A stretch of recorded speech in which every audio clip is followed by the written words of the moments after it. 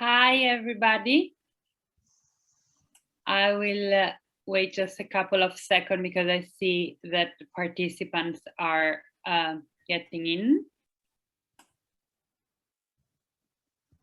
And yes, so welcome to this new event of the Image and Thought Network.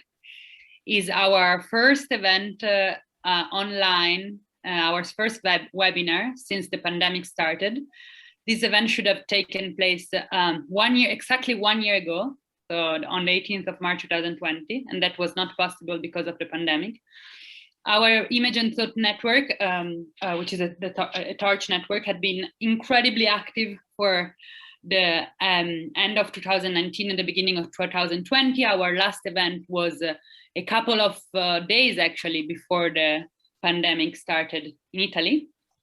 And as some of you may know, some of you who have followed us over the course of the last 2 years, the network aims at challenging the classical understanding of the relationship between image and thought, and to explore this relationship across disciplines. We have had events in the history of art, in art, philosophy, literature, cinema, film studies, and yes, we were on hold for a year, exactly a year, because both of us are finishing, both me and Valentina are finishing our PhD, and the corona was very disruptive.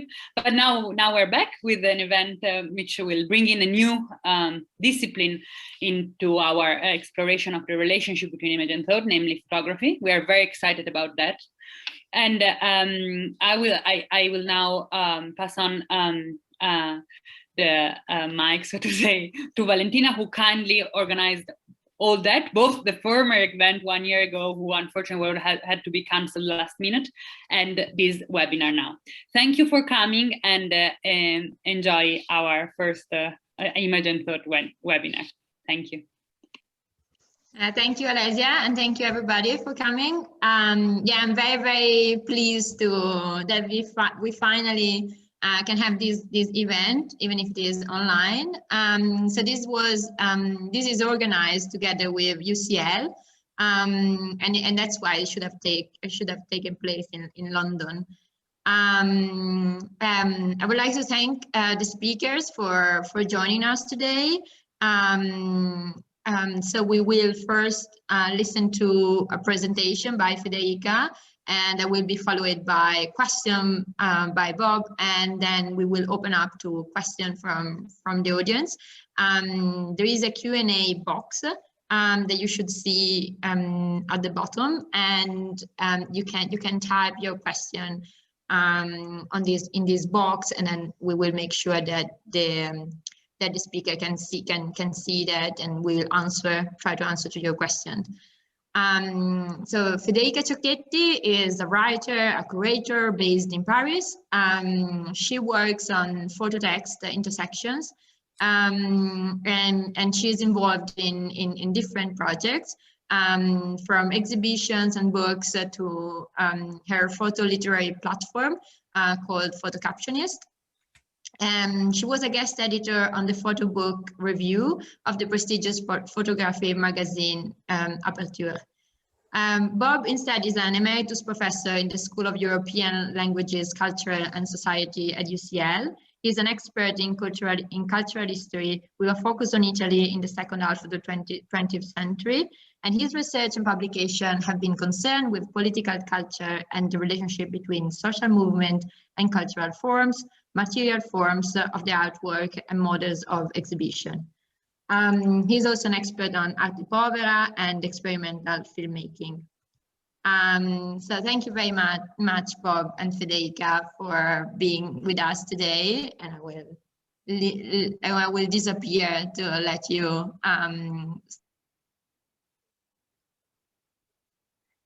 Thank you so much, Valentina, and everybody at Torch and the Image and Thought Network and UCL.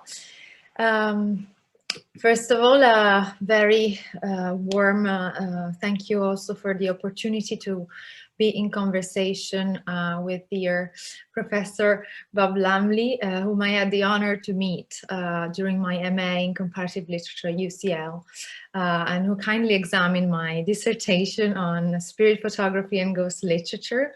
And UCL was such an incredible key moment for me, because thanks to the encounters such as the one with Bob and Florian Masnag also, I had the courage to change the course of my career towards my real passion, which is the relationship between the verbal and the visual. So I have really fond memories of that time. And maybe I never told you, Bob, but also your book, the Museum Time Machine, was very, very important, because it made me become more curious about curatorial practice and museums, and which is also something that I do now. So a big thank you for being so inspiring. I'm going to share my screen so that you can see some visuals. Yes. And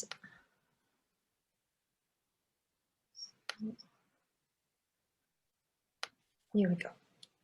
So yeah, that was to illustrate the spirit photography from the late 19th century that I dedicated the first, let's say, literary research that I did, photo literary research that I did at the very beginning of my career. And this is these are images by Frederick Hudson, which are kept at the College of Psychic Studies in London. And in particular, they allowed me to really question the relationship between photography and fiction, and especially the role of words, and this idea, as Bertolt Brecht says, that the camera can lie as much as the pen of a writer, in a way. So the image that you see here is a very unique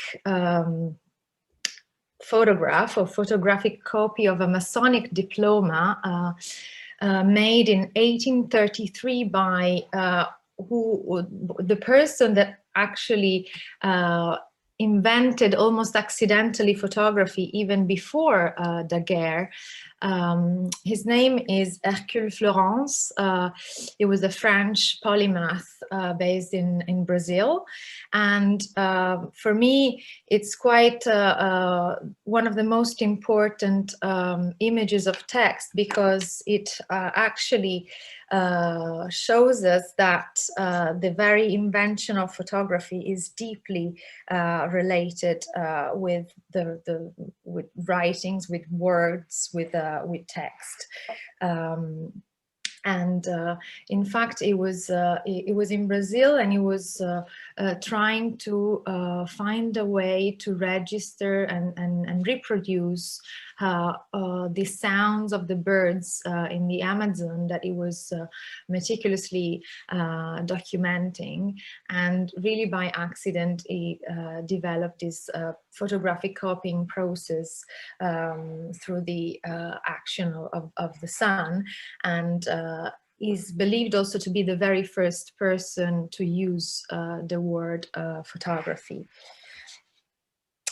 So before I go into the details with the second image, which dates 10 years after 1843, it's important to acknowledge the fact that the photo text as an object of art and knowledge is a very peculiar one, not only because of its hybridity, namely the co-presence of images and words, and sometimes they are so melted that they become one, but also because it's an object of studies that is contested among multiple disciplines: photography theory, photography history, national literature, comparative literature, image and image and word studies. And so there isn't really an agreed definition of what it actually is. Many scholars have attempted to write one, but it never quite managed to satisfy me. So that's why I started a PhD 8 years ago on exploring the relationship between the history and theory of photo texts. And especially this idea of the co-presence of the visual and the verbal is quite important, because many scholars, for example, have kind of taken for granted the fact that, for example, even a short story about where a photographer is an important character, or a photographic image is described or has a particular role in the narrative, they took for granted that that was also a photo text. Well, for me, that is not really the case, because we are more in the realm of ekphrasis. And in order to really have one of the most important elements of the photo text, the visual and the verbal have to really coexist. And this very important element is what, if we borrowed from the movie director and film theorist Eisenstein, the concept of the third something is precisely this unattainable imaginary third something, third object that develops in the constant looking back and forth at the images and reading the words. So this kind of lack of a clear definition, and the fact that it's an object contested by different disciplines, has produced somehow a taxonomical confusion, which I tried to tidy up in my thesis, and also realized the incredible diversity of the object photo text. If we think that we could have something as for example, the novel Nadia by André Breton from 1928, which is accompanied by photographs that do not illustrate it, but actually are meant to replace any possible description in the words of the author. And for example, the Kriegschfibel, or the War Primer by Bertolt Brecht in 1955, to which I will return in a moment, where clippings from the mainstream capitalist press had been paired by Brecht with epigrams, quatrains, poems of 4 verses, where he attempted to kind of unmask the ideological propaganda that was disseminated through the surfaces of these press photographs. What we see here, it's quite an incredible image, because it's believed to be the first image made by a woman, and it's the wife of William Henry Fox Talbot, Constance Fox Talbot. And of this particular image, which is clearly a photograph of text, she specifically wrote to her husband on the 1st of December in 1843, and she reported, "Yesterday and today have been so very dark. I have composed a little frame with the 4 first line of the last rose of summer, and it is now waiting for brighter weather." So the last rose of summer is a poem by the Irish poet Thomas Moore. It was composed in 1805, and the text reads, "'Tis the last rose of summer left blooming alone. All her lovely companions are faded and gone."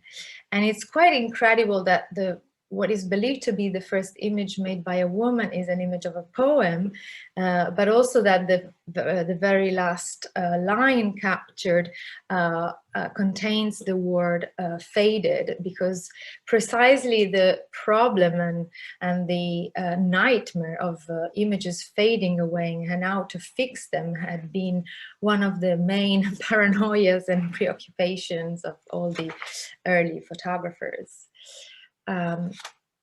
This image is instead by her husband, William Henry Fox Talbot, and it's called A Scene in a Library. Unfortunately, I'm sorry, I'm in Paris and all my books are in Tuscany, so I could only show you the image, but this image is quite incredible because William Henry Fox Talbot decided to include it in his what is now called a photo book, The Pencil of Nature, published between 1844 and 1847. Not the first photo book, because another woman predates Talbot, and I'm talking about Anna Atkins, Cyanotypes of British Algae in 1843. But here in this case, so it's what seems like a quite traditional candid photograph of books on the shelves. From other writings by Talbot, we actually find out that it's a staged, is a mise-en-scène image, because it was too dark inside his property. And so he had to stage this scene in the garden to get more light and managed to make an image. And so not only the image itself contains all these layers of mise-en-scène and mystery and a little bit of lie in a way, which are beautifully explored by Carol Armstrong in her essay about this image. But in the Pencil of Nature, Talbot, this is the only image that Talbot decides to pair with a text that is really quite surreal and completely unrelated with what is portrayed in the image. Because I don't know if you are familiar with the Pencil of Nature, but it could be described roughly as a sort of like first instruction manual on how to use photography, all the multiple activities and uses that photography can provide, from, for example, documenting, so as a proof of evidence, documenting if something has gone missing, if you have a collection of Chinese porcelain and somebody stole one of them, to landscape, to still lives, and these so, and the entire book is always presented with pairings of photographs and a text that are in a very literal relationship, where the text explains the uses of the photograph and the photograph illustrates this use. In the case of this plate, A Scene in the Library, there is no connection whatsoever between the image and the text talks about prisms projecting mysterious rays into another room to potentially see the invisible. So it's really among one of the first, let's say, photo text where the dynamics between word and image are quite unconventional, I would say. This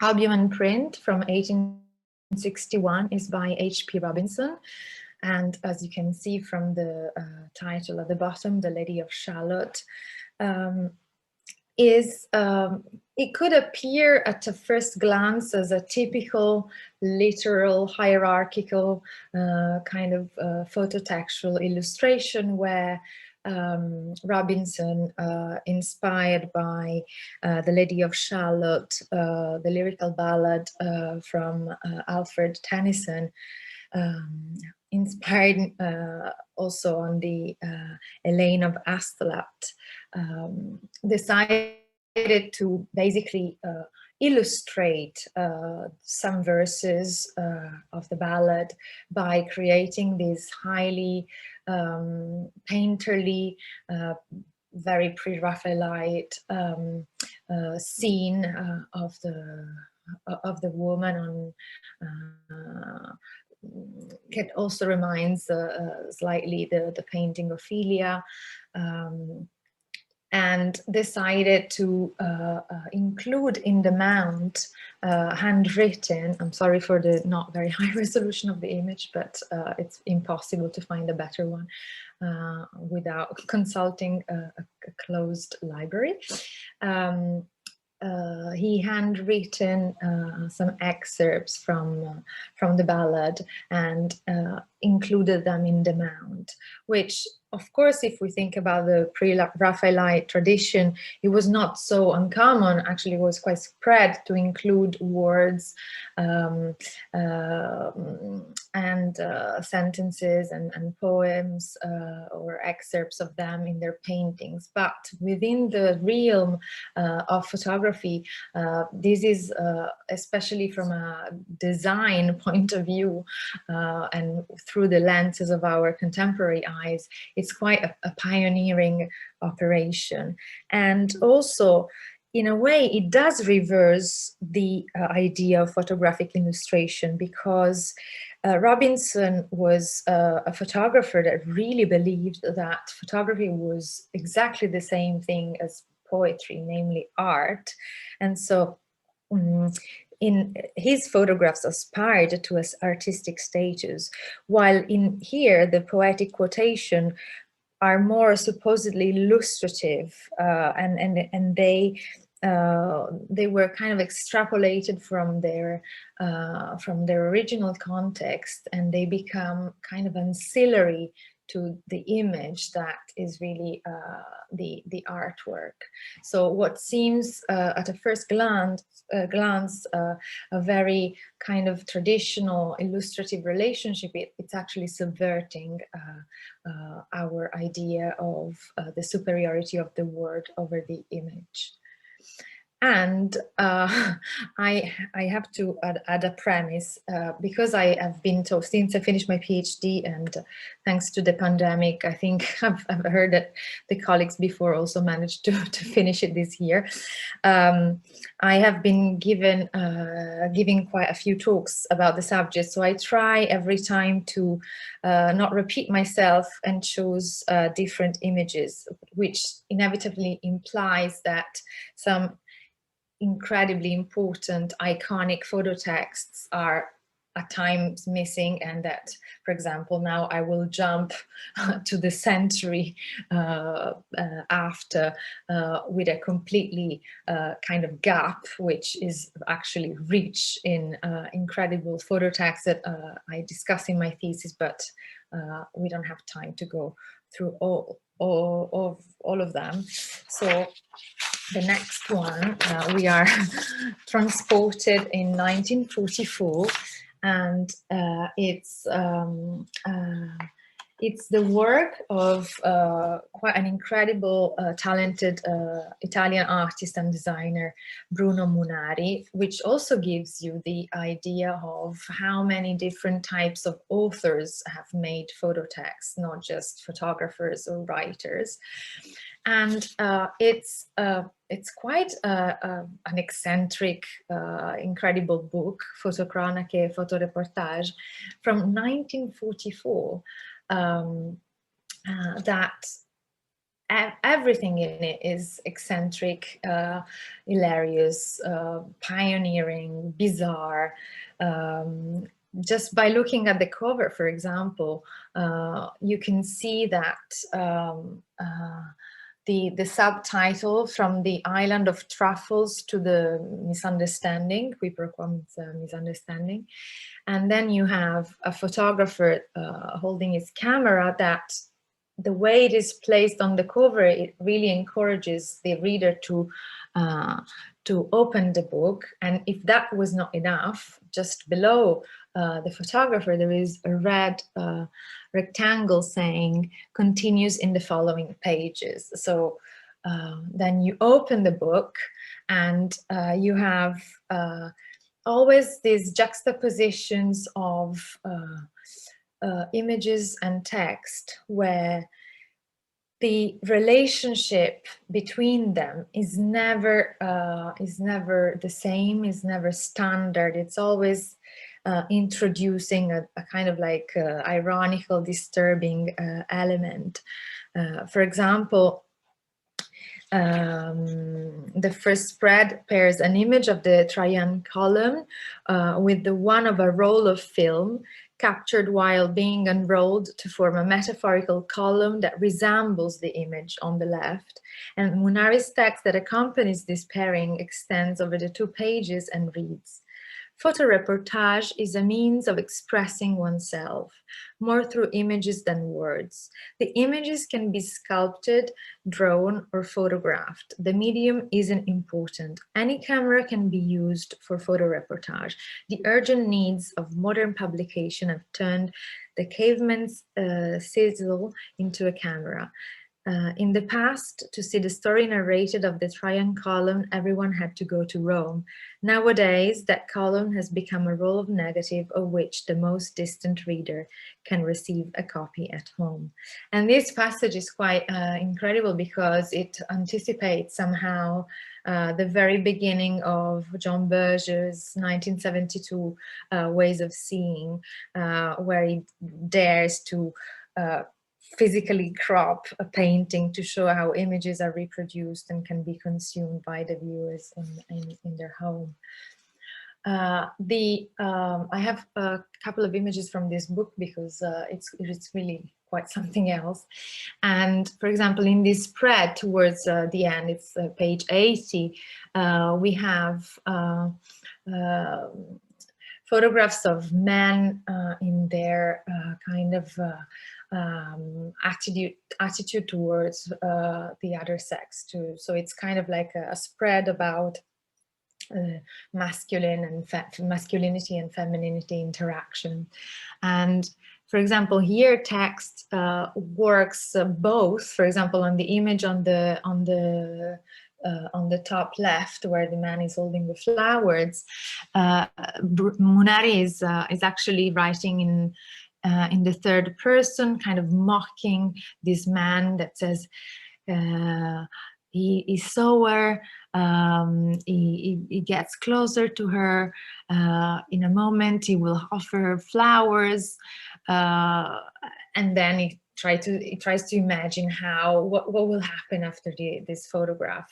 On the contrary, the one on the right, where we have the elderly gentleman with the 2 ladies, the 2 ballerinas, the text is actually as if we were in a comic strip, and it's a speech bubble, and it's directly the man addressing the two ballerina, saying, you know, ladies, that 2 physicians managed to photograph the new element 85, etc., etc. But in the sense that kind of like mocking this idea of that what could be of interest for these 2 ladies to know that these 2 physicians achieved this important goal in their domain. And then again, 2 pages after, it's very hilarious the way the book concludes. We have this this image of this kind of worried or staring, anxious woman, and he says, "Okay, so let's put it straight. Maybe it's better. I don't like compromises. either upside down or straight, better like this. It will be another time. Please ignore reading all this history about putting images upside down. They're tiny details. It's not worth it. You're welcome, you're welcome. I'm really sorry. And then the page after, the same image is actually put, laid out upside down. And then the very last spread is a really funny and ironic take on the very notion of an errata corrige, where at the end of an article publication, they insert all the things, probably somebody did the fact checking and they realized that there were some mistakes, or even sometimes just simply typos, and it compiles this surreal schizophrenic text about errata corrige. These two gentlemen over here playing chess in the 30s have also been quite crucial for me. One is Bertolt Brecht on the left and Walter Benjamin on the right.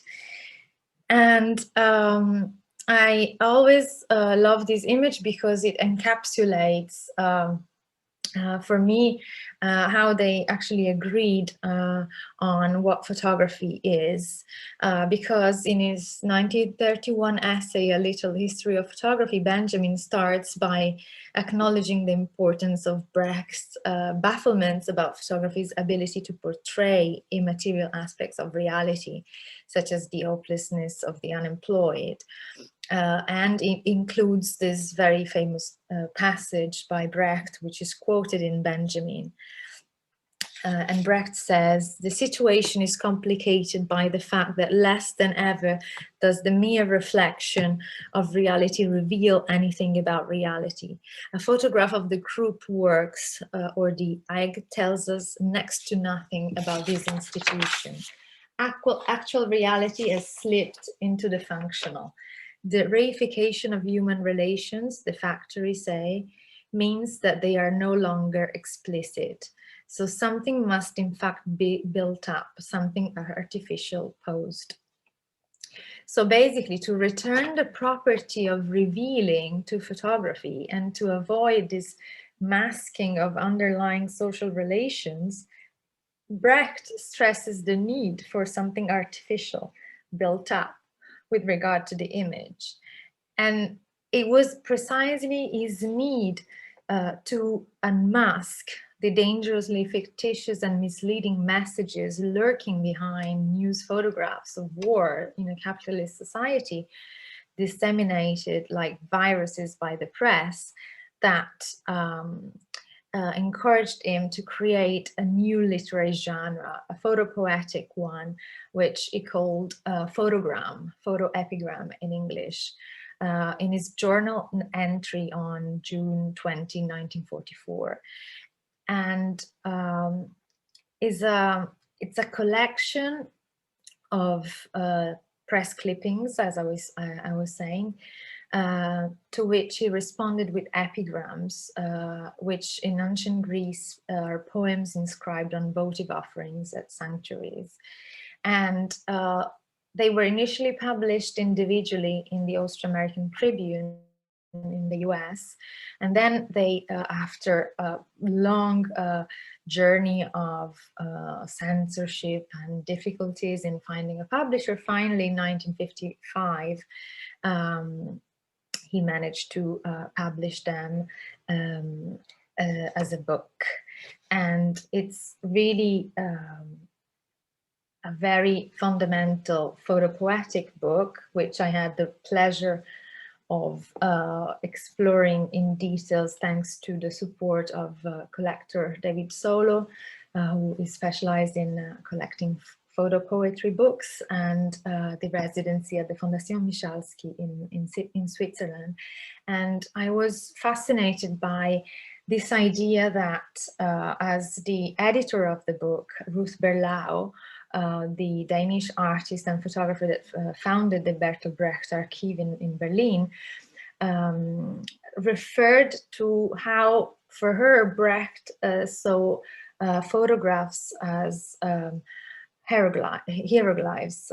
So for him, for her, this book was kind of like a sort of not only primer of war, but primer of learning the art of reading pictures. I'm reading a passage that she writes in the introduction because it's quite important. The widespread ignorance of social relations that is carefully and brutally maintained by capitalism turns the thousands of photographs in illustrated magazines into true hieroglyphs that are indecipherable to the gullible reader.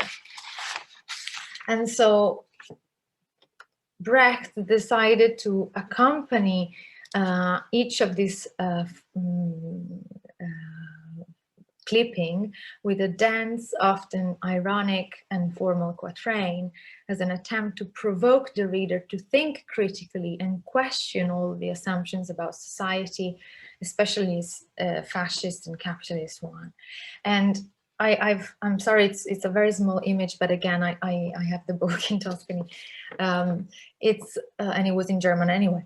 But I wanted to show you the operation that at times really was incredibly multi-layered, because sometimes Brecht not only cut out from the press the image, but the image with its original caption, and then he wrote the epigram in response to that. And one of the most important pattern, let's say, that I spotted in his strategy. For example, here we see an image of an American soldier and the dead body of a Japanese, and the original caption was saying that the American soldier was forced to shoot a dying Jap, which is nowadays would be very politically incorrect to write, thankfully. And so what happened that Brecht realized is that the press was actually removing the agency of the perpetrator. And so the kind of rhetorical question that he develops by adding his epigram to this image and caption is really the idea to unmask this operation of the removal of agency by the press. So denouncing the moral irresponsibility of the original caption. And so the poem, which we cannot read because it's too small and it's in German, in English it says, "A beach was obliged to dye itself red with blood. It belonged to neither of them. They were, so it is said, forced to kill each other. I believe it. I believe it. I just want to ask, by whom?" Which is a very good question when it comes to war. And now another jump in time. We are with the image that illustrates also the event today, and it's one of the 12 verifiche by Italian photo artist Ugo Mulas. They were made between 1968 and 1972. And I love this one because he entitled the image La Didascalia a Man Ray, so the caption, kind of homage to Man Ray. And it portrays Man Ray pointing at a simulated frame on a wall with this joke written inside, "This is my last painting." And Mulas actually also accompanies the image with an explanation, which I'm gonna read. "The image does not say anything, or it says too many things. I shot when Man Ray made the joke. The image does not reveal any of the sort, because the photograph was suggested not by the visual situation of Man Ray's gesture or attitude, but by the joke. Namely, I photographed a sentence. But this is impossible to see unless I introduce the sentence into the picture, or in other words, by inserting its caption in it. This is confirmed by Man Ray, who does not point at a painting, but utters a sentence that is his painting. The sentence is both the artwork of Man Ray and my photograph.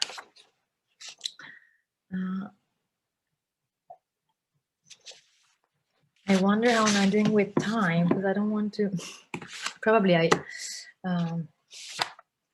spoke a bit too much. I will try to be a little bit quicker from now onwards. I have the last 4 images. And this is coming from an artist book by Stephanie Ursler from 1976. It's called An Album of Violence.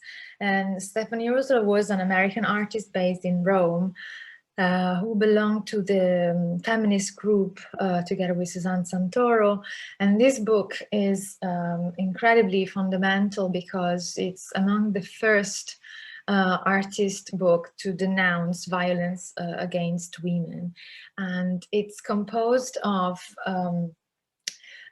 portraits of victims, female victims of violence, taken from the press, and they're silk screen printed, and it opens with flaps, and it's designed as a calendar, so it's 31 images and flaps, and inside the flap you see all these numbers, the 31, like the days in a month, and the texts are actually excerpts from the let's say ramblings of the perpetrators that during trials were trying to justify their act of violence.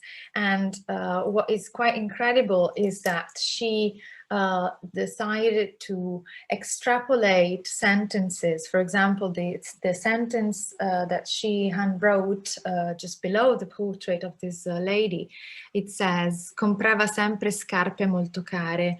She used to always buy very expensive shoes, as to really create this quite powerful political short circuit between the absurdity of the excuse, as if, of course, I mean, the fact that she was buying a very expensive shoes justified the violence against her.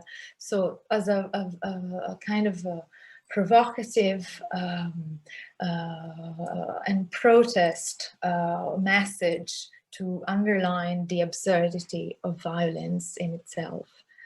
The following photo text is by Victor Bergin, who is the proponent of the scripto-visual form, as he defines it in his essay Seeing Sense in 1986. And it's from the series US 77, which is sort of like American road trip project, where he basically was fascinated by the American landscape and the advent of advertising intruding the landscape. But also with this series, he explores a topic that is very dear to him, which is male love, sexuality, psychoanalysis, and the very complex relationship between the opposite sexes. This photo text is called Patriarchitecture, and I'm gonna quickly read the text that appears on the bottom left. The man almost always feels his sexual activity hampered by his respect for the woman. Hence come his need for a less exalted sexual object, a woman ethically inferior, to whom he need ascribe no aesthetic misgivings, and who does not know the rest of his life and cannot criticize him. It is to such a woman that he prefers to devote his sexual potency, even when all the tenderness in him belongs to one of a higher type. It has an ugly and paradoxical sound, but nevertheless, it must be said that whoever is to be really free and happy in love must have overcome his deference for women and come to terms with the idea of incest with mother or sister. So we can see from this quite psychoanalytical Freudian pamphleting text that invades the photographic surface, that it was really trying at a moment where all the most important feminist studies, artwork were coming out. There were also some male artists that were exploring the subject, not without criticism and let's say turbulent reactions, but it's definitely a very important photo text series. And I want to, this is the next to last, I promise, and I moved to this American artist, Barbara Kruger, because it quite nicely relates with the topic of patriarchy and gender dynamics that was depicted in the photo text before. This is from 1987, and again it's a rhetorical question because it asks who will write the history of tears, and in a kind of a society where needless to say the male dominance is kind of has pervaded every field, including research and books, of course. Kruger quite rhetorically, provokingly asks which type of book is then allowed to be written by women. And she pairs this rhetorical question with a crop of a portrait of a woman screaming in despair with her mouth wide open, a clear suggestion of women as, despite themselves, the most suited authors of such a history of tears, rather than so that they must have shed many tears in a male-dominated society where they can only author the history of tears, but not of the actions that provoked them, in a way. And to conclude, I'm gonna just briefly touch upon another quite incredible phototextual work that actually started as a performance by Sophie Calle, Suite Vénitienne. This is the English first edition, which contained a preface by Jean Baudrillard. Please follow me.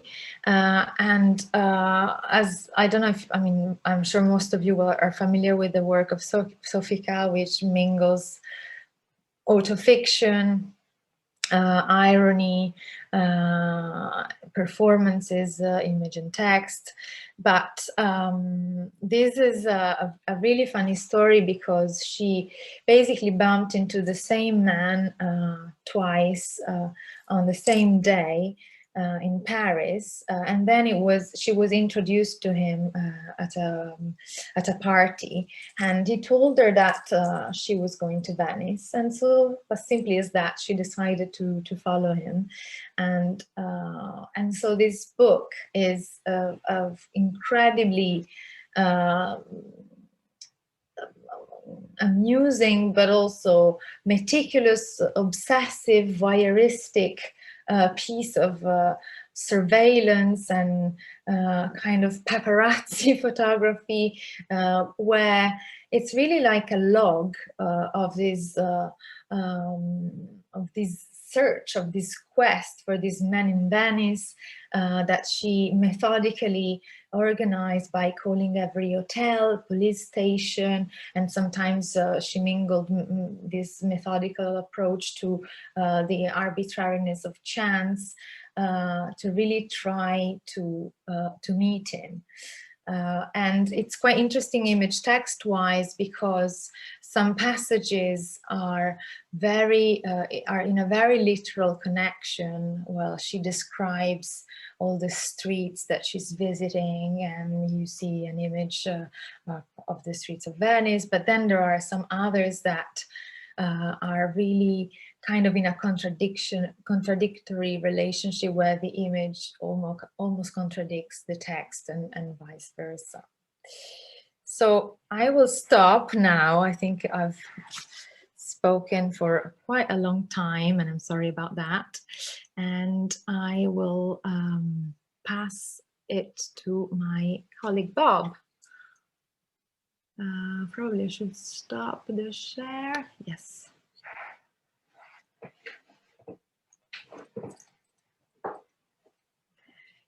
You're mute.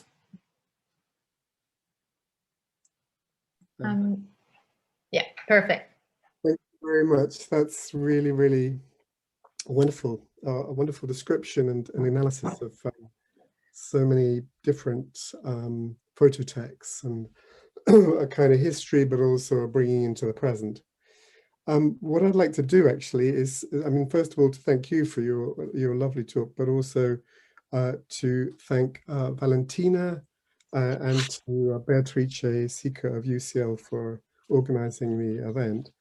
I think what I'll do is just kind of go straight into, because in a way, what I'm doing is like adding just one more, if you like, slightly anomalous text to yours, and then sort of move on from there. So this is basically a clip, a very short clip. It should be about 43 seconds from a film by Jevant Janikian and Angela Ricci-Lucchi called O Uomo of 2004. And it's a very short sequence, and I just want to use that as a starting off point.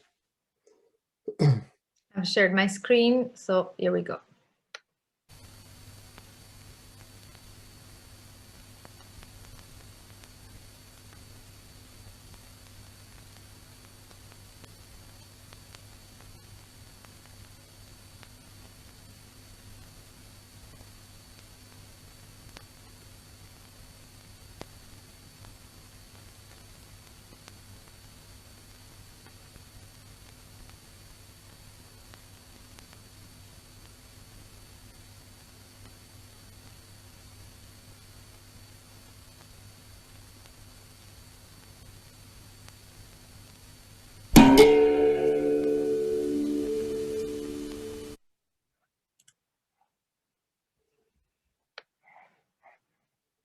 Thank you. Thank you for that, for helping me with that, Federica. So you have a sequence, a very short sequence.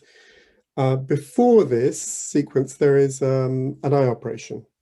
So it follows immediately on from an eye operation, which is quite disturbing. We actually see the knife cutting and blood coming from the eye socket.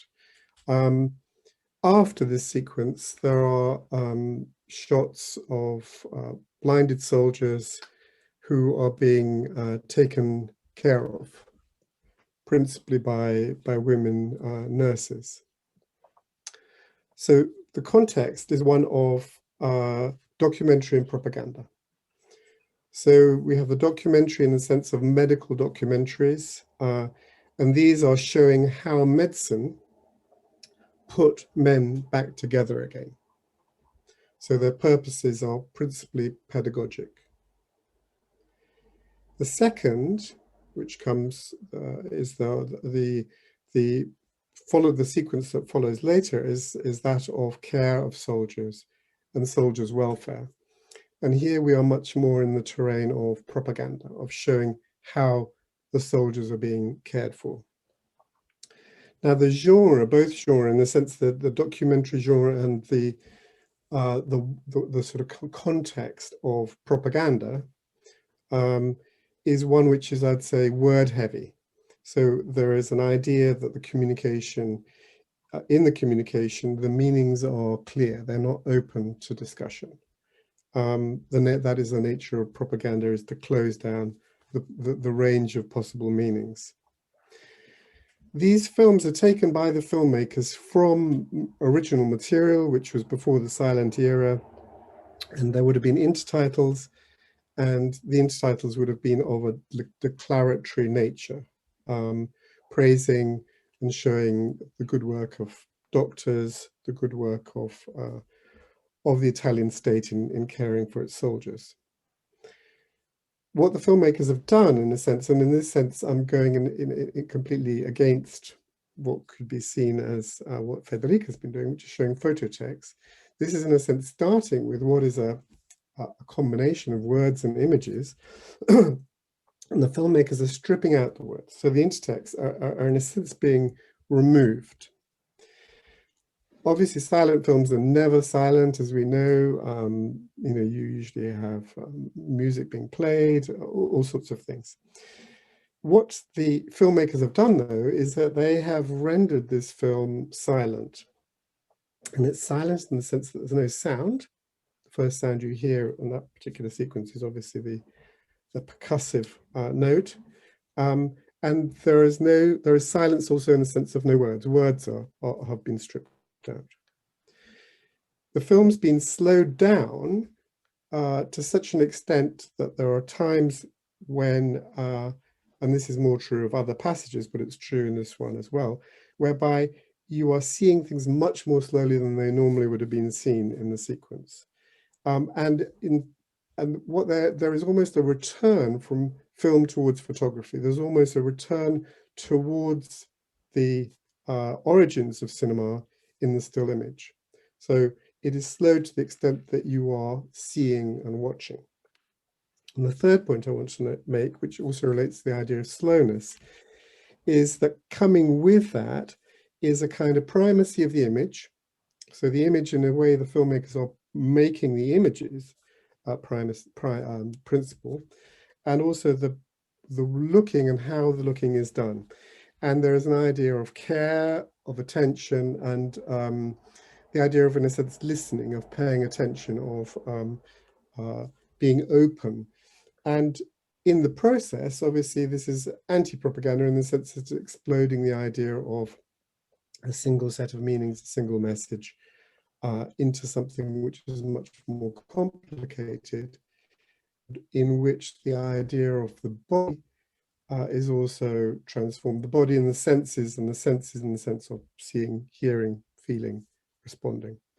So that's might say, in a way, what I'm doing, what I want to do is just like, in a sense, have a dialogue with your pieces, partly by showing that in a way, by taking away the intertext, by taking away the sound, by returning to an image, that resonates, the silence resonates because of what has been taken away and because of the context.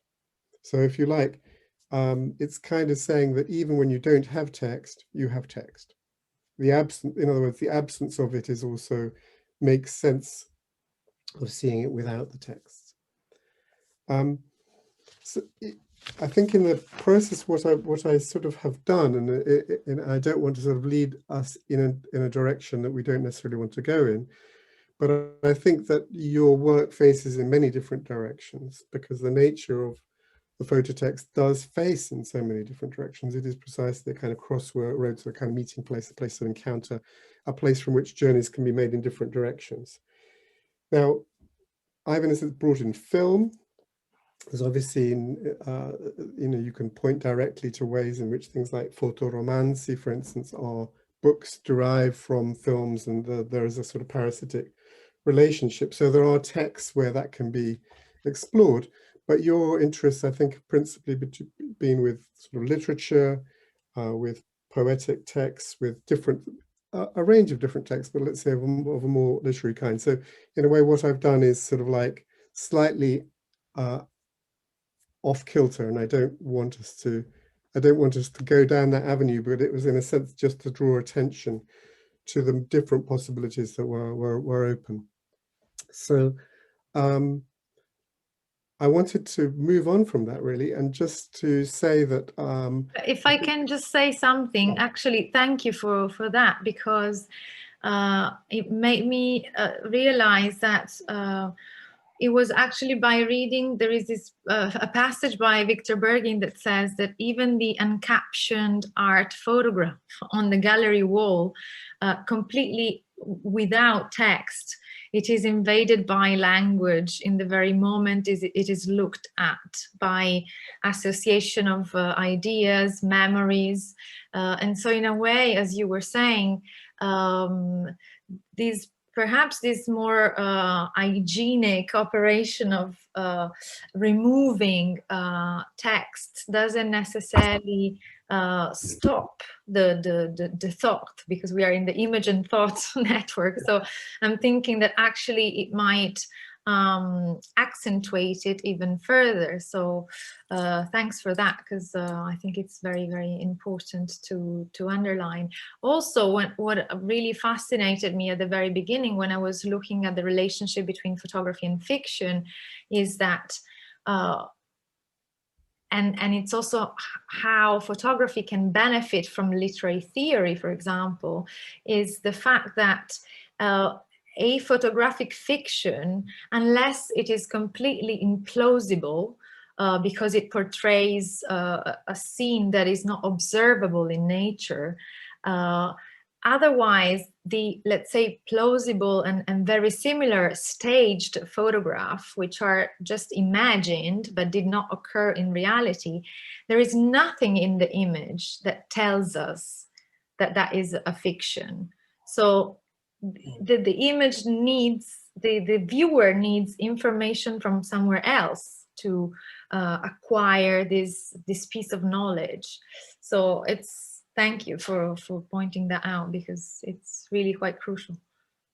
I think it's a very interesting area. I mean, in relation to Brecht, when you talked about Brecht and he was expressing his amazement in front of photographs, because he sort of was saying, well, what do they say? In a sense, what can they tell us?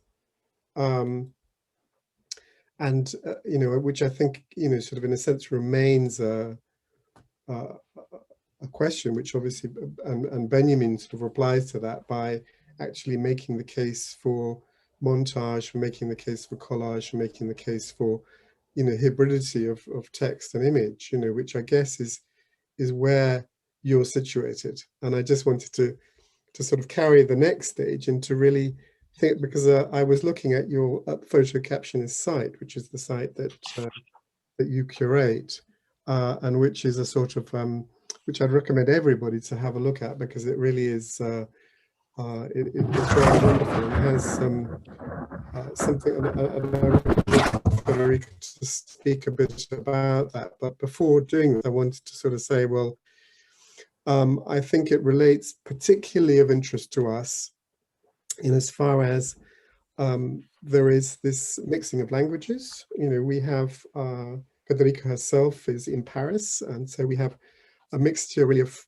French, Italian, and English, I say, with the principal ones, but there's also, you know, Japan, there's also, it is very much, I think, situated in, not territorially, but in a space which is extraterritorial. And I think that that's very, so that there's an attempt to get away from a lot of, if you like, the standard divisions and definitions that we work with. One would be this territoriality, so where the documentary genre is born in a sense out of trying to stick people in certain places and position them in those places. And in a sense, I think where we are at now, in a sense, is getting away from that kind of fixity. And that also in relation to notions of binary relationships between men and women, but also of other kinds. So I think that where you're working is a very, very interesting area, and also how you're working. You know, the actual, if you like, it's not within an academic context, it's not with, you know, departments and all the rest of it, but it is working with a website which is inviting, it's commissioning, it's commenting, it's doing a lot of work which is also facilitating and making possible for things to happen. Now, in relation to that, there were two things I wanted just to bring up, because I thought they were particularly wonderful. And there were two bits which is in your section, which is compositions. And one was a work by Aaron Schumann called Slant. And the other was composition by Francesca Catastini. Yes. So I wanted you to just sort of introduce us, in a sense, to the composition area of your site, and perhaps talk a little bit about those two cases. Yeah, thank you so much, Bob. I have just shared the screen so that I can navigate directly on the website. I won't go into many details of the platform, but as you said, for me, it was a sort of survival operation to to survive the heavily theoretical research that I was doing during my PhD. And also to because I needed to combine work and research at the same time, and I was assistant curator of a photography festival in Derby called Format, which is actually on now at the moment virtually, and it's amazing. You should check it out. I had this need to develop a more playful and independent way to engage with my research. And also the serendipity of dreams in a way really helped, because I really dreamt about an old grumpy bloke whose job title was photo captionist. And in a way, I kind of, thanks to this dream, I kind of invented a job because his task was to reply by composing creative captions to the photographs that he was receiving by institutions, museums, publishing houses, artists, but also like random individual in the street. And I don't know, I just woke up with this idea, with this name, with this job, role, whatever it was. And it took me 3 years to actually realize what I wanted to do with this. And a lot of like nice coincidences in terms of finding an empty photo album in a vintage store in Derby, which just said album on the cover. And I just out of fun, I commissioned an artist to do the logo, photo captionist, with the same calligraphy, only to then realize that this was a sort of unconscious relationship with my great-grandfather, because he was a jewelry designer, and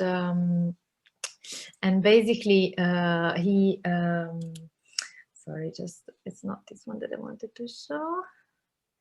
It was a jewelry designer, and he basically at the same time also was a self-taught typographist, and really into Art Nouveau and Art Deco fonts. And so, but this I only discovered some years ago when the photo captionist was already running. So it's it's quite amazing to see how our ancestors owned us even at an unconscious level.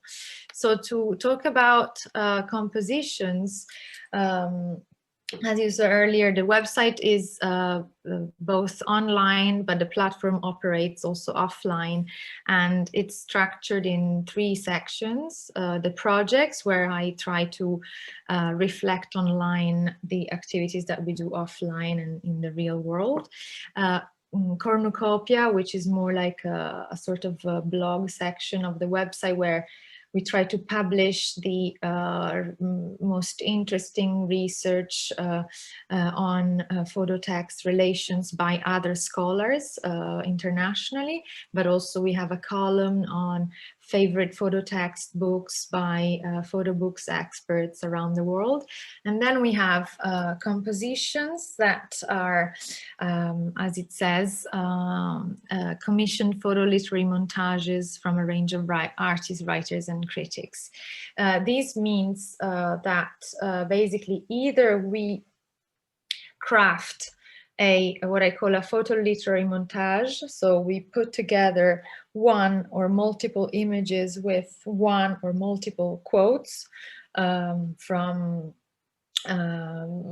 existing writers, or we commission writers to create some very short text in response to the imagery. Or sometimes, as in the case, for example, of Aaron Schumann with Slant, we feature artists that already work with this format.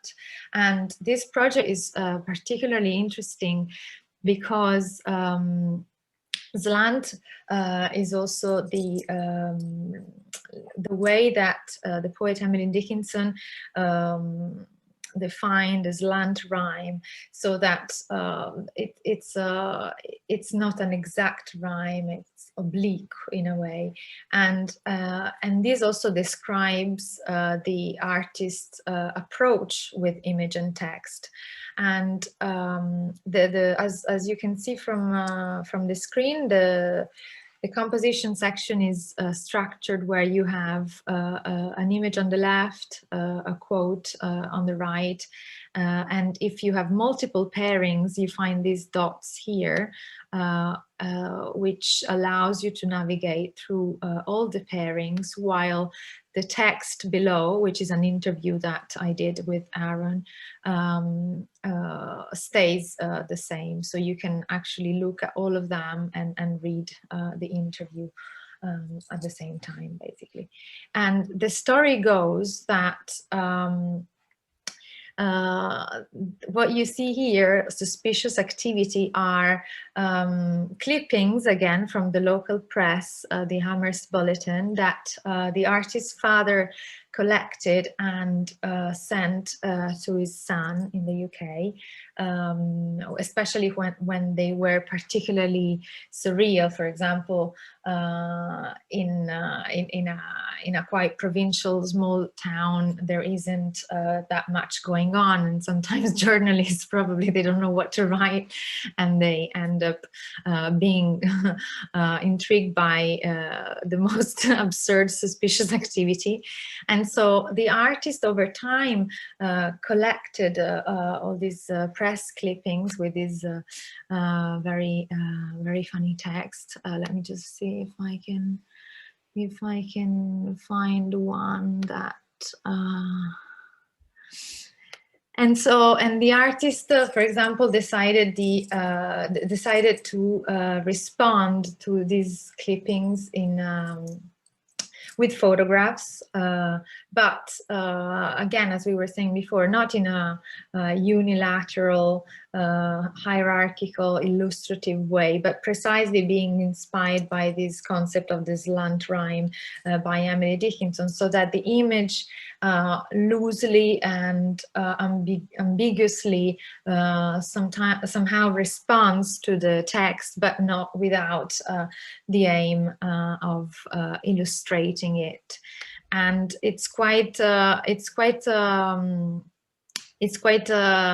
interesting when you encounter an artist that already works with photographs and text, because in a way I just really see the realization of the photo captionist, which is really like a hat or a mask that I really love sharing, and see how other people in a way combine these two languages. And the other project that you were mentioning, The Modern Spirit is Vivisective, is by Italian artist Francesca Catastini. And on this project we actually very closely worked together, because she initially was fascinated by these sort of like lost spaces of the anatomical theaters, where students of medicine in the Renaissance time used to learn about the human body through the dissection and all the organs and stuff, and now are spaces that are kind of suspended in limbo, because obviously they're not used anymore. They're not museum, in 100% museum, but they still are preserved because they're such incredible places. And so with a sort of like Dusseldorf school, Candida Offer-esque approach, she started by being fascinated by these places and photographing them. And the very act of photographing them, I think, triggered in her, and she's an incredibly talented artist, a real researcher that really mingles all sorts of readings from, you know, Renaissance anatomical manuals. She mingles archival images, her own photographs. It's really a very multi-layered project. She realized that these lost spaces, these suspended spaces, really contained a really powerful charge of gazes. If you think about the gazes of the students, the gazes of the professor, the corpse there, but also how this operation of dissecting a body, which was very visceral, allowed to acquire knowledge. And hence, so this quote from Michel Foucault, knowledge is not made for understanding, it is made for cutting.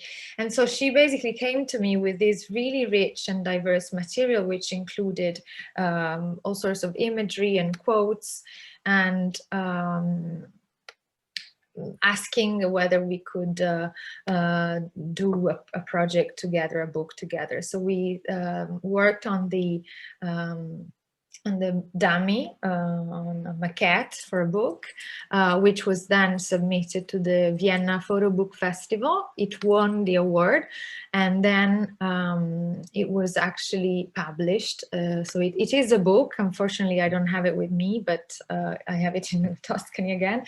But I invite you to have a look at it, because it contains, it's a real cabinet of curiosities, where also fascinating analogies between, for example, the human body and geography, the fallopian tube and the Magellan Stretch are kind of compared, or it kind of mocks also the early anatomists that, due to the lack of access to the female body, especially pregnant female body, initially they thought that the genital organs were kind of like, they had this phallocentric view that the genitals of a woman were kind of a sort of internal invisible phallus.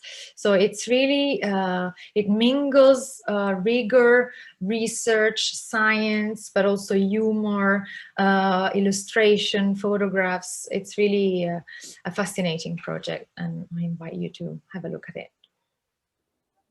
I will stop sharing the screen. That's yeah, that's terrific, Federica. I think it's, you know, I guess there are various questions that you know, people want to ask, particularly of you, obviously. I don't know how we access them, but yeah, no, yeah. So if anybody has a question, just write it in the Q&A box. So I may ask. I may start by asking a question, actually, because it was. Thank you very much, Federica, for your very fascinating talk. And so you started saying that there is a little bit of I don't know, a discussion around, you know, the relationship between images and text, depending on the discipline you look at the subject. And I was struck by Bono Unai saying, you know, esprimersi più con le immagini che con le parole, so talking more through images than words. So I was wondering whether you could say a little bit more about the actual relationship between images and words. Of course, this is a very general question, but is there always a sort of kind of competition, or is there antagonism between the two elements? Do they work together? or like, yeah, what kind of, how can you describe this relationship in any example you have in mind? Yeah, I mean, that's a great question. Thank you. Let's say that there are obviously multiple views on the relationship between words and images. By entitling my talk A Love Affair, obviously I have a much optimistic view of their relationship, but actually it was not always like that. And concepts such as iconophobia, or we could even say textophobia, were very, very much present, especially in the early days. For example, I always cite this example of Henry James when he had to illustrate his New York edition of his writings.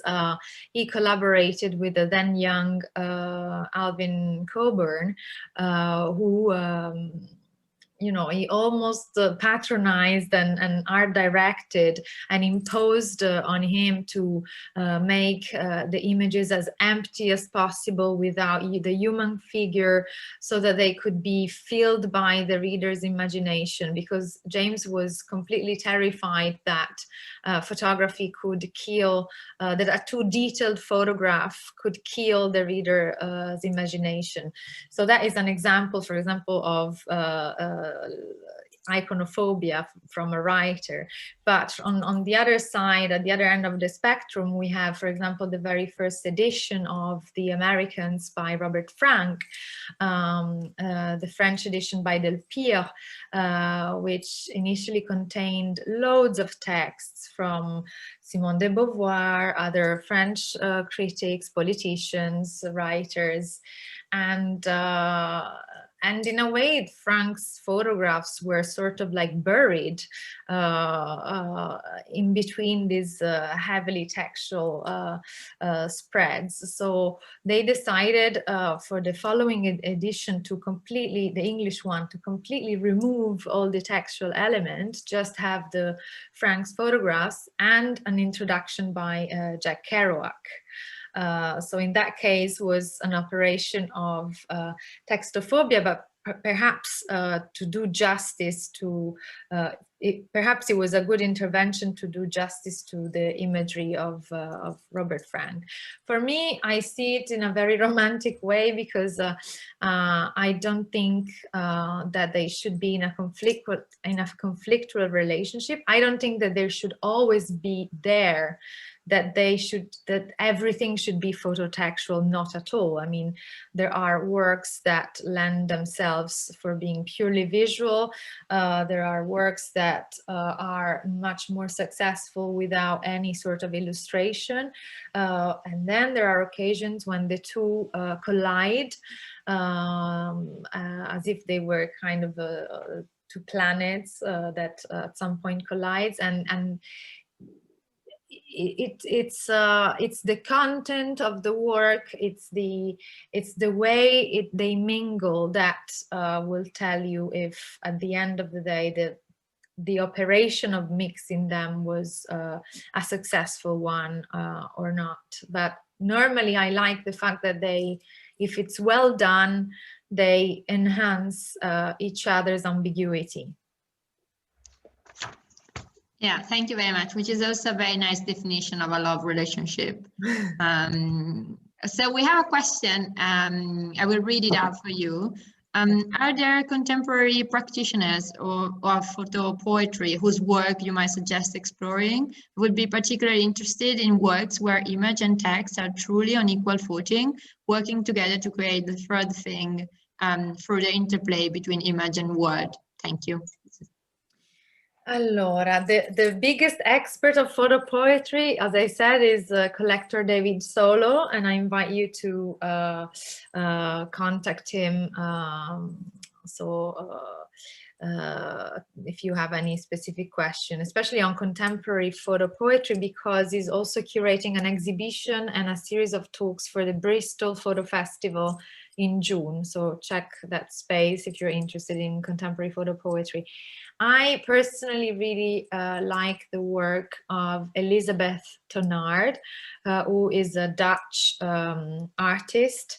And for example, her book, In These Dark Woods, she mingles, so she spotted every possible English translation of the first lines of Dante's Inferno, and she paired each different translation with a photograph of a person walking from the visual workshop study archive in Rochester.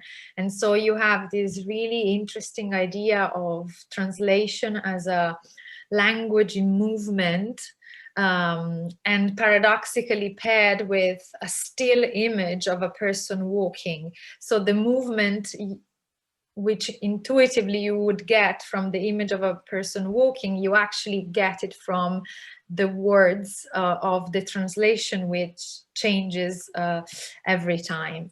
That's at the moment I feel that that's one of my favorite contemporary work of photo poetry. I see another question from Alan Hack, another great artist, actually, Alan Hack, who mingles photographs and works. So hello, Alan. So he says, hi, Federica, wonderful presentation. You have mentioned both hybrid photo text, where words and images sit side by side, as well as photograph of text or language. The latter feels like an underexplored topic to me, and I would love to hear how your understanding or reading of these two forms differ. Thanks. Yeah.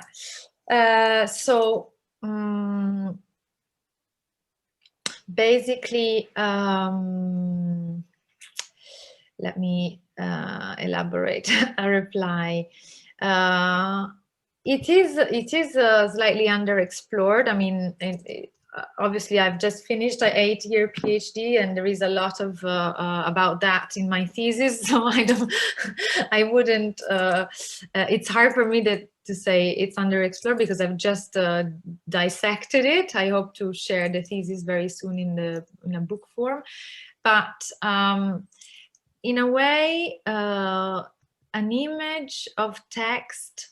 That's why I consider, for example, ekphrasis not a photo text, while an image of text is, because although the visual element in an image of text might be very minimal or very abstract. For example, if you think about the Constance Fox Talbot image that we saw before of a poem, and you look at it, so of course you can see the words of the poem, so the poem works and exists as a poem and as words, but also it exists as an image. And if you just look at the purely visual aspects of the image, the texture, the color, the shades, that becomes a sort of canvas, white canvas in a way, that allows the viewer to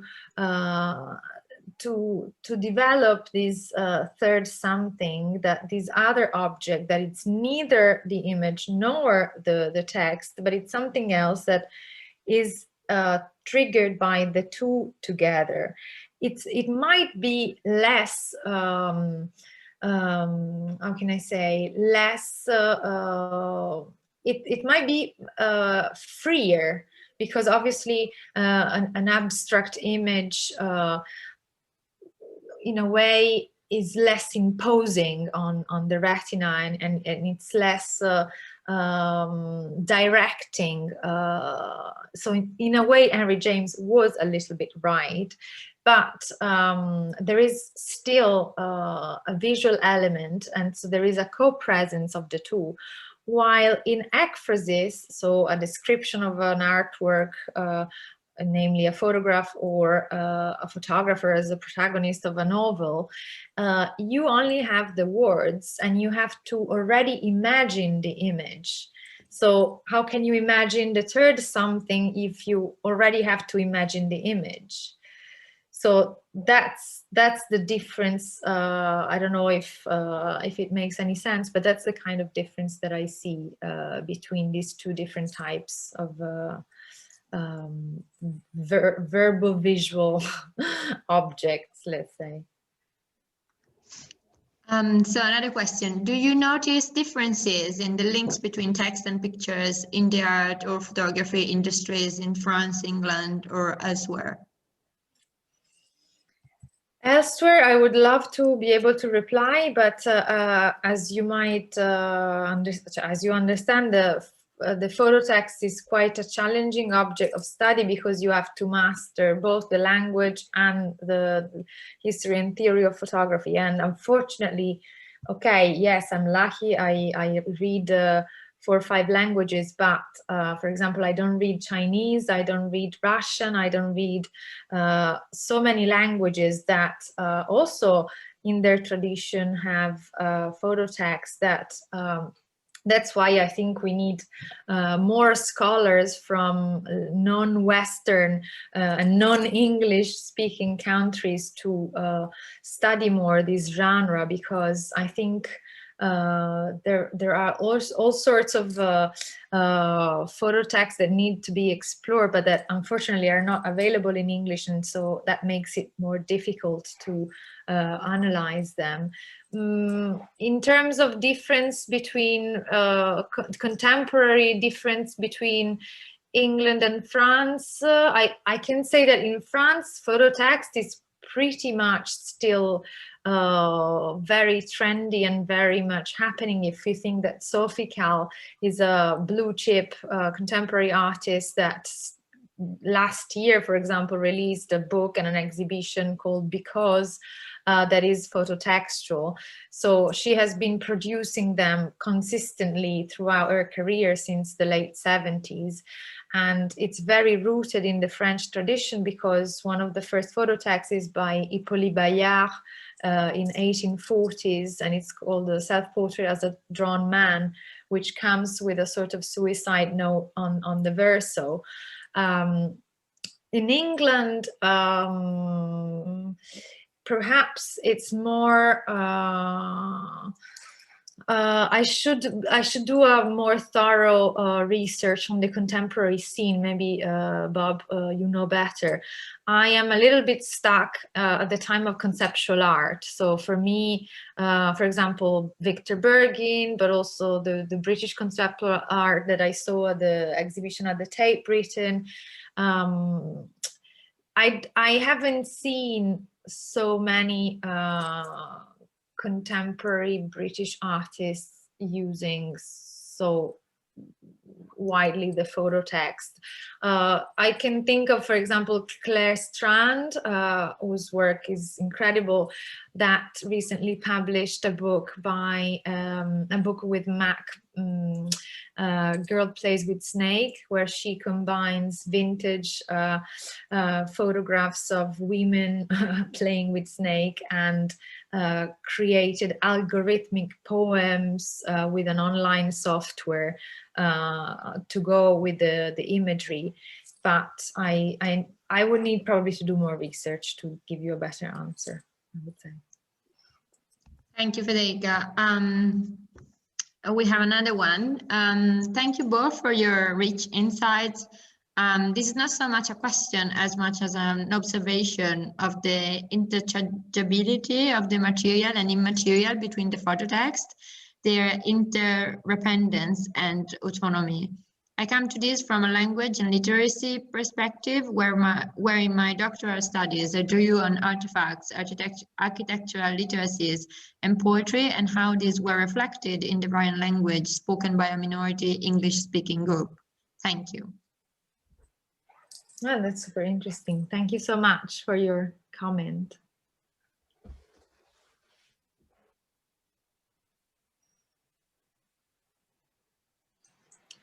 I drew on artifacts, architectural. Yeah, I mean, if this is more your field, Bob, but if we think about Poesia Visiva in Florence in the 60s and 70s, or even like the work of Emilius Gros. It's quite, I mean, the field can drift in all sorts of multiple directions in a way.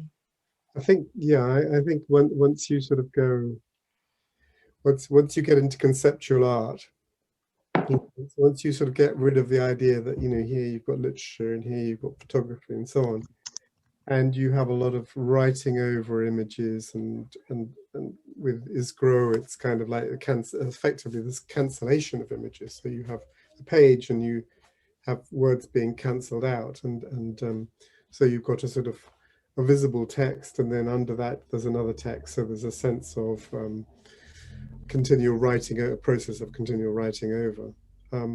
So I think that the boundaries, and I guess, you know, with digital, it's even more, you know, that they're actually less and less easy to draw, and therefore the idea of the avant-garde is there really that of infraction, of breaking the rules of, you know, and it's quite hard to see what the rules are to break, you know. So there's it's kind of free fall.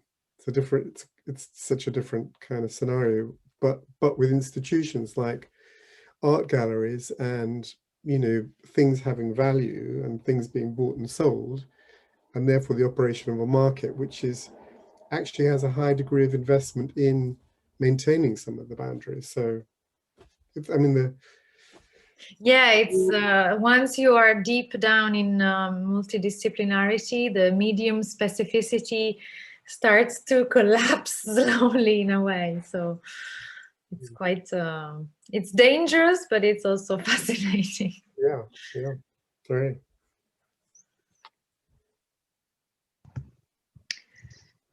So I think perhaps I can ask a small question, not Sure. on the chat since I'm already here. Now, I wanted to ask you, so that's something on which Bob touched upon, but I was thinking about it already when you introduced Eisenstein and discussed the fact that one of the first photographs were taken in order to register actually sound. So I was wondering how so spoken words or music fit in your overall project. So that's of course something that Bob wrote in in this video, because there was some sound, but how the fact that photo texts seem to be mute in the sense of without sound for most of their part, fitting in your reflection about the relationship between image and thought. So basically, my thought, yeah, was that you quoted Eisenstein, who of course makes films. So I don't know what. Yeah, no, actually, thank you. It's a very important point, and I think the scholar that Mitchell, who is in Chicago, is also working a lot on the word and image studies, has pointed out exactly the same kind of limit, if you want, of these soundless photo texts. But in my practice, I haven't really incorporated sound in my research, because I believe that somehow it has a distracting effect, in the sense that is yet one more element that will intrude in the consumption, in the reception of the photo text, because you already have the viewer and the reader, who become one, already have their inner voice, so the inner sound of their voice in receiving this hybrid object. If we added another extra element as kind of external sound, that opens up a huge another, I would say, Pandora's box. But having said that, for example, it's quite fascinating when you while I was doing my research, I realized that at the very first times that the War Primer by Brecht was presented was, I mean, it was probably much more well known for his theatrical endeavors, and so it was in the form of a slideshow presentations with the poetry being read live. So it's definitely, that is perhaps really one of the most underexplored topic within this field. So it definitely deserves further research, the role and or the absence or the threat of sound in photo texts. Thank you.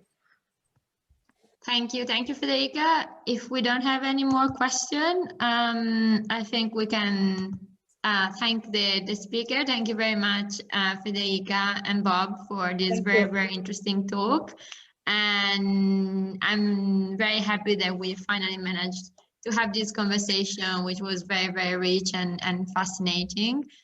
Thank you again. And yeah, the event will be has been recorded, and it will be available on our website in the following days. So you can listen to it again or share it if you want. If you want to join our mailing list to know what is next, yeah, you can see in the website, you can see our email. If you just email us, we will add you. I think you can follow us on Twitter, but I think we have like 2 free followers. So like, That's the new avant-garde. Yeah, it will be a huge improvement for us. Like, you know, like we will go from 3 to 6. It will be like good. But like, yeah. So thank you very much again, and yeah, hopefully see you soon. Thank you. Real space. Thank you so much, everybody. Thank you. Bye-bye. Yeah. Bye. Bye.